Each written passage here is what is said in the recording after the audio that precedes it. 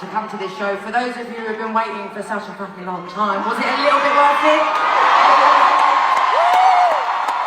You will have to wait for me, certainly. I've been dying to do these shows for you, and like I said at the top of the show, I'm thrilled for all of us, including myself, that they ended up being such special shows.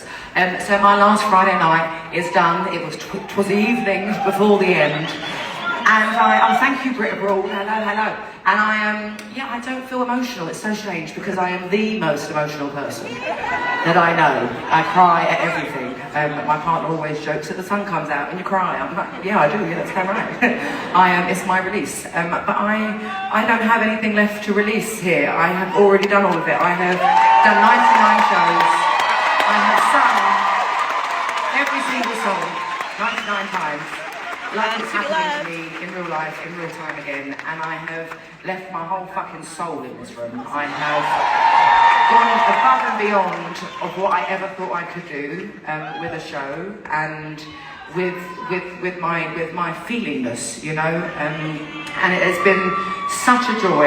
And the first time I wanted to tell, at the top of the show, I was talking far too much, too soon in the show.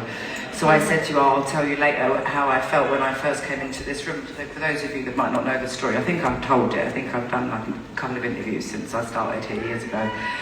But I came to see the room empty. Obviously, I've been to see Celine Dion here. Obviously, I've been to... I used to sit at the back over there. And I had never felt the room empty, you know, it's very, very different. And so I flew in just for the afternoon to come and see it. And I didn't know what way they were bringing me in, but they brought me up the stairs that I now walk up every single time before I come on stage. But I had no idea where I was going, so I was just sort of looking around and being a bit nosy. And then suddenly I was out on the stage, on the Coliseum stage, not on this stage, obviously, because we didn't know if we were definitely doing it yet. And I got overwhelmingly... I just started bursting into tears, you know, because I'm such an emotional person, and I was coming out the back of something that was so serious and grown up and hard to do, but you have to, when you're going through a divorce, you have to do it lovingly. If you're going through one, just be loving. It's not, especially if there's kids involved, because at some point you did love that person and they loved you, so try and leave with love. I know it's a bit hard sometimes.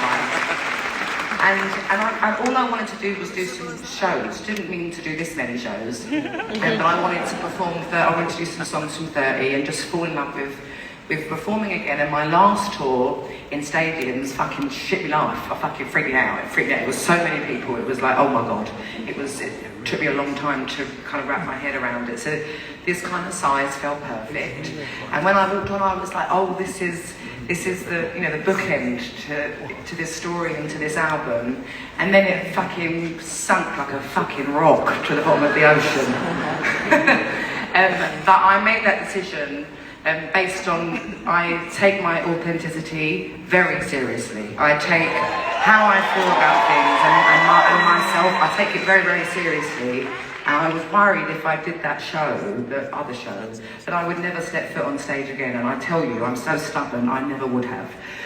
So we went back to the drawing board, and I was taking punches. Boy, I took punches for months, fucking hell. But it was worth it, because like I said, this is my favourite show I've ever done, and I think I've smashed it. So I can't thank you enough for that. And I have fallen back in love with performing. And like I said earlier, I feel so safe in here, and every crowd, you make me feel so safe. I can't thank you enough for that. It really is quite profound. Anyway, I've got 2 more songs for you. I know. I have one more up tempo. Can you believe it? And then I have like a rom-com song for you for the end. Get home safe. Have so much fun in Vegas.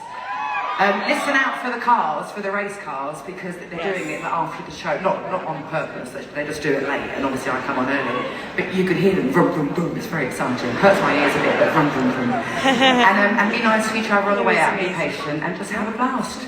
And be kind. Okay. I love you. I love you. I love you. Thank you so much.